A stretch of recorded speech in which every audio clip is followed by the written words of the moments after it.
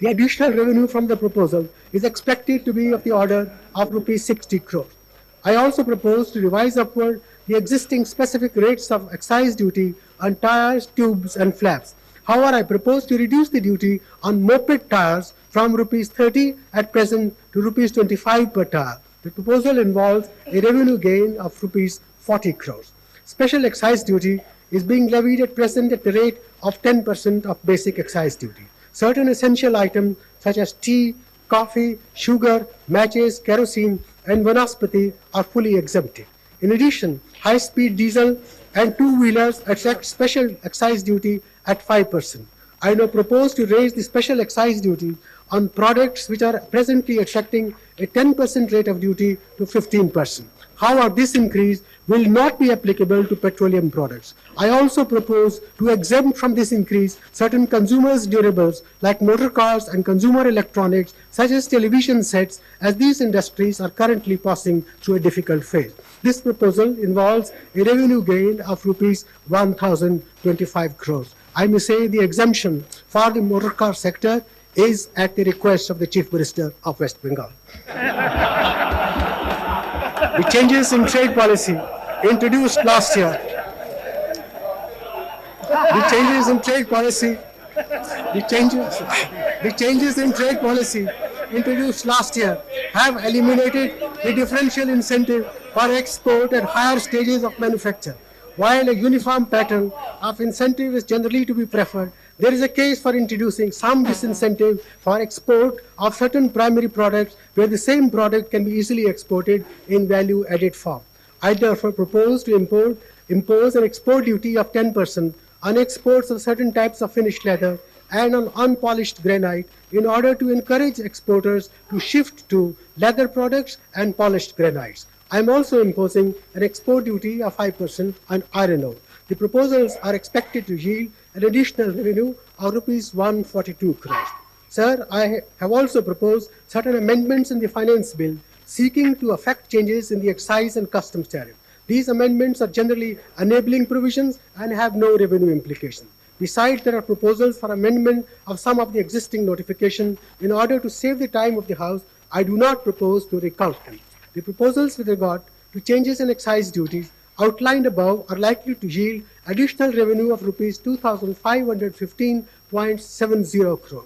The concessions and relief announced aggregate to rupees 304.80 crores. Out of the net additional shareable revenue from excise duties of rupees 2,210.9 crores, the center's share would be rupees 1,146.53 crores and the state's share rupees 1,064.37 crores. Sir, the net impact of my proposals on customs and excise duties taken together amounts to an additional mobilization of only rupees 187.55 crores on indirect taxes.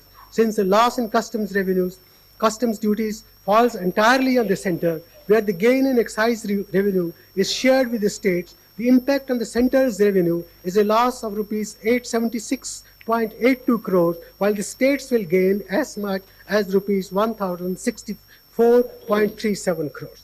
Copies of notification giving effect to the changes in customs and excise duties effective from 1st March 92 will be laid on the table of the House in due course. Taking direct and indirect taxes together, the changes I have proposed are expected to result in a net revenue loss of rupees 517 crores to the center, while the states will gain rupees 1,500 crores. Consequently, the estimated year-end budget deficit of the center for 92-93 will be rupees 5,389 crores, and the fiscal deficit for that year will be 34,408 crores. Sir, our nation will remain eternally grateful to Jawaharlal Nehru for his vision and insistence that the social and economic transformation of India had to take place in the framework of an open society committed to parliamentary democracy and the rule of law. India's development is of tremendous significance for the future of the entire developing world. To realize our development potential, we have to unshackle the human spirit of creativity, idealism, adventure, and enterprise that our people possess in abundant measure. We have to harness all our latent resources for a second industrial revolution and a second agricultural revolution. Our economy, polity, and society have to be made extraordinarily resilient and alert if we are to take full advantage of the opportunities and to minimize the risks associated with the increasing globalization of economic processes. We have to accept the need for restructuring and reform if we are to avoid an increasing marginalization of India in the evolving world economy. The economic policy changes brought about by our government under the inspiring leadership of Prime Minister Narasimha Rao in the last 8 months are inspired by this vision.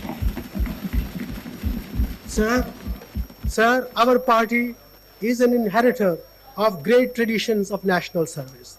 True to this heritage, we commit ourselves to providing a firm and purposeful sense of direction to the reform process so that this ancient land of India regains its glory and rightful place in the comity of nations. This budget represents a contribution to the successful implementation of this great national enterprise of building an India free from the fear of war, want, and exploitation, an India worthy of the dreams of the founding fathers of our republic. We shall pay any price, bear any burden, make any sacrifice to realize those dreams. India is on the move again. We shall make the future happen. Sir, I have come to the end of my labor. Tonight, I feel like going to the theatre. Let the assassins be informed. I am prepared to meet their onslaughts. As the poet said, "Sarfaroshi ki tamanna ab hamare dil mein hai, dekhna hai zor kitna bazu-e qatil mein hai." Sir, I commend the budget for this August.